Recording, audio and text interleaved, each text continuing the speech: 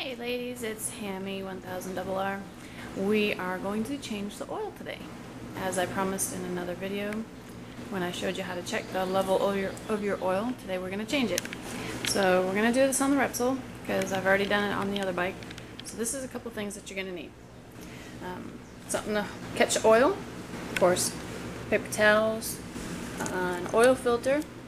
Don't use Fram. I like the Honda Genuine. I tend to use those all the time. Okay, you're going to need about 3.5 quarts of oil, 4 if you run it a little low and you want to flush out the system. You're going to need a little screwdriver. These take out the screws that are underneath here. You're going to need a star screw, pegs, so you can take these guys out. That way you can get to everything that's under here. You're going to need a toothbrush. That way you can clean things up. This is for your drain plug. It's 12mm. You're going to need a filter wrench. This takes off your air filter. You're going to need a brand new crush washer. This goes on the end of your oil drain plug, and you have to replace it every single solitary time that you change your oil. It's very, very important, otherwise it'll leak. And this little wrench does the job on getting it off. Then, after that, we're going to adjust the chain, and you're going to need a really, really big socket for your axle, and that goes on here, this little guy. And you're going to need a breaker bar because it's on really good, and 2 12mm wrenches. That way you can adjust these guys. Okay, so now that we've got everything laid out, let's get started. Okay, we've got the fairings all off, and now it exposes the inside of the bike. There's the fairing, the old one, so we're going to move that aside. And then, as you can see, this is where your oil drain plug is. And it's right here. I've already got my wrench on there, and I'm just going to take it off and let the oil drain out. Here's one of the best parts of being married. You can have your husband help you out. That way you can film. So now he's unscrewing the drain plug.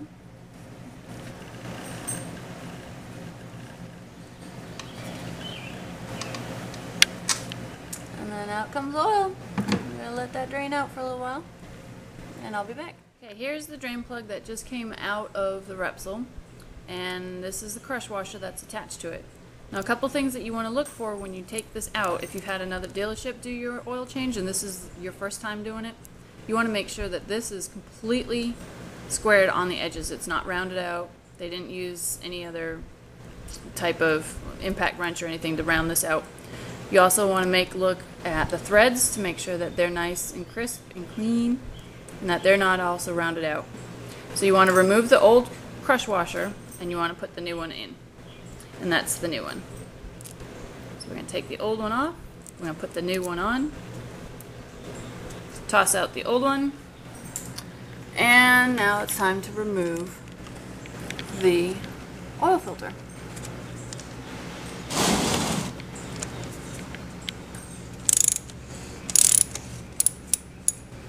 Make sure you have something to catch all the drippings because there's going to be some oil in there.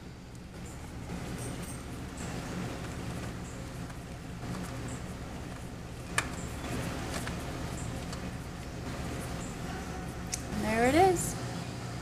Let that drain out a little bit, and then we'll be okay. The next thing you want to do is you want to open up your oil filter the new way. This is the easiest way to do it. Just stick the finger in the middle, and then you want to take some of the old oil, just put your finger on it real quick, and grab a little dab and put it around the seal of the new oil filter, and that way you get a nice tight seal, and everything will be all lubricated. It'll get all in there nice and tight. There's no need to fill it up with oil. Some people do, some people don't.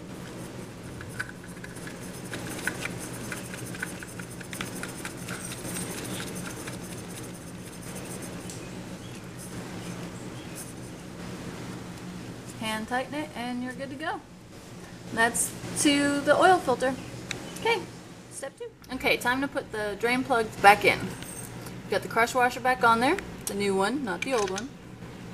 And you want to finger tighten it and then take your little ratchet, this little 12mm ratchet, and you want to torque it down 1/8 of a turn after that. You don't want to torque it down real tight because the engine heats up and it expands and contracts that crush washer, and that's what actually keeps the seal. So you don't want to tighten it too much. So just going to give it a little 1/8 of a turn, and that's it. You're done. Clean up your mess and put it all back together.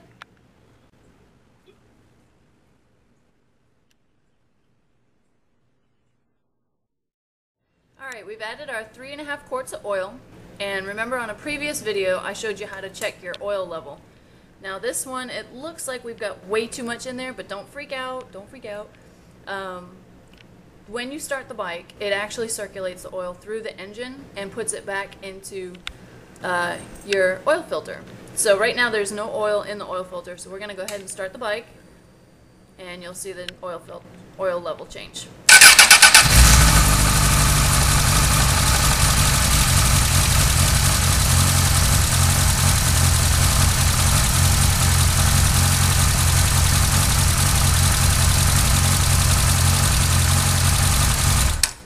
Okay, now it looks like we don't have any, but don't freak out. It's all in the engine, and as you can see, it's starting to very slowly come back. So now we've got oil in our filter, we've got oil in the engine, and now we're just going to wait for a little bit and let this settle, and we'll check it again.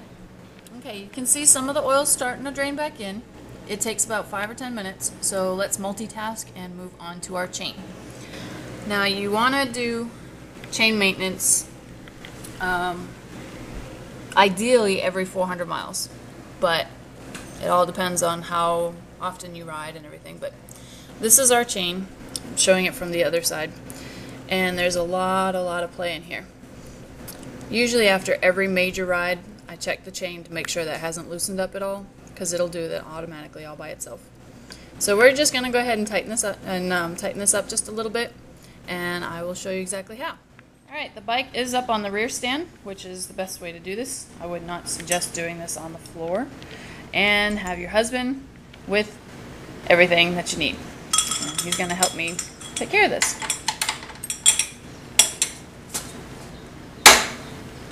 First we're going to loosen the axle bolt. The breaker bar is to give you extra leverage. Don't take it all the way out, but loosen it enough where you can actually kind of adjust it and move it. Because basically what that does is it now takes pressure off the chain. And he's going to take the other two little wrenches that I showed you earlier, and we are going to adjust the chain. Now you want to loosen these two little bolts, not too much, because this actually takes the pressure off the chain and makes it looser. So you want to tighten it just a little bit. Loosen that one just a little bit. And then you're going to move on to the other side.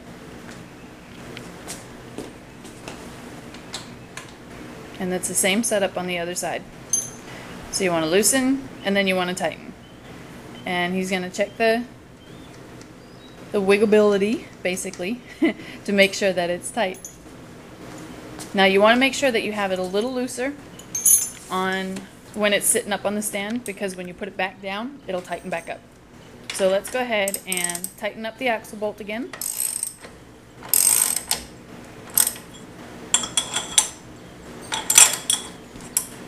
Now this you want to make sure is real tight. This is really important because this holds your tire on. And that's it. You're done. Alright, our oil is all settled, and we've added just a smidge more, and now we're going to start the bike again.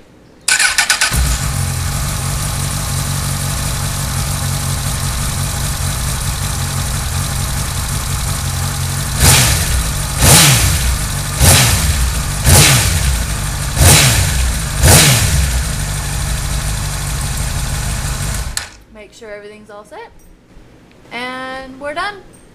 Now just clean up your mess. Don't have any oil drippings because it attracts dirt. And let's put our fairing back on, and you're ready to go out for your ride. Thanks for watching, and if you have any questions, post up. And if you have any ideas on what you want to see next time, post up, and I will see you next time. Bye!